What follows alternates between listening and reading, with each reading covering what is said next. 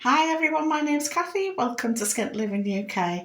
This is another update on my bathroom renovation. I've got a teeny tiny bathroom, as you can see. I live in an old Edwardian terraced house, and I think this was originally part of a bedroom that they sort of cut in half to make into a bathroom and a bedroom, which is currently my storage dump at the moment. Got plasterboard in here, got some free wood off a lovely neighbour, my bath, which has become a skip, and like the toilet, the sink, the shower bits and all that sort of thing are still in boxes. So it's been handy really, because it's a place to store all the stuff. I've got two reclaimed doors, one for this room and one for the bathroom. I bought them last year. And I've got insulating and plasterboarding to do in here next after I do the bathroom. But yeah, I've been currently working on the bathroom. I'm a bit annoyed with myself. I put some tongue and groove up. I use this in my back kitchen in the corner where my table is. It's lovely. It's got a nice groove down the centre. Went to B&Q to get some more packets the other day, and they said they've stopped doing them. Here's my cat, come for a nosy. Hello, darling. Hello. You wonder what's going on? Me too. So I've ended up buying 3 packets. I was only intending on buying 2, but I need to replace these ones here, and they're just the plain tongue and groove. Gutted because that other tongue and groove's got that lovely feature of the groove down the middle. I'm just worried now as it has to take it off. I'm going to take the plasterboard off with it.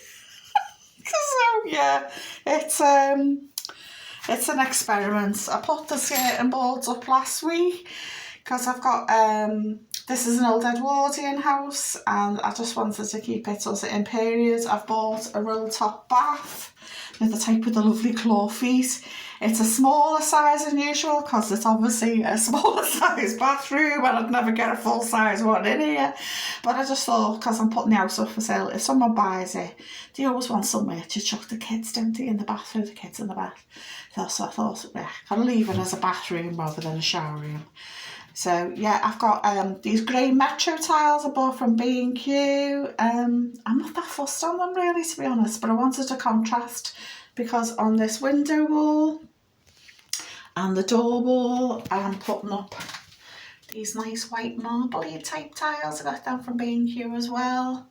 I think they're virtually double the price of the plain ones, but I definitely do like the white ones much better. Yeah, I'll make it all nice, light and airy. So I wanted a different wall colour because this is the main one behind the bath, and I just thought a nice contrast would look good. The walls are blue because I've used what's called tanker membrane. It's often used in showers.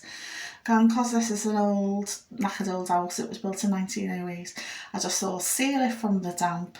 Really, I should just needed it on this wall, the external wall, and maybe a bit round the bath. But because I had a lot over, I thought, yeah, go up. Up and around, so I did. So yeah, I'm really pleased. Did the floor the other week, which is a bit trashed.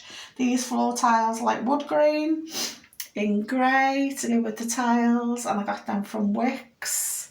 I used 2.5 packets, so it's not bad because the bathroom's only tiny. Yeah, so getting there slowly but surely, and it's saving me getting a tile in because they're just too expensive, and to be honest, I just haven't got the money. So yeah, so I've got the time but no money. Which I think some of us who are older are guilty of, aren't we? We've got the time but not in our purse or wallet. So thanks so much for watching. Let me know if you're doing any DIY. I've got to get rid of this today. Oh, so gutted. But anyway, bye for now, and let me know what you're up to too.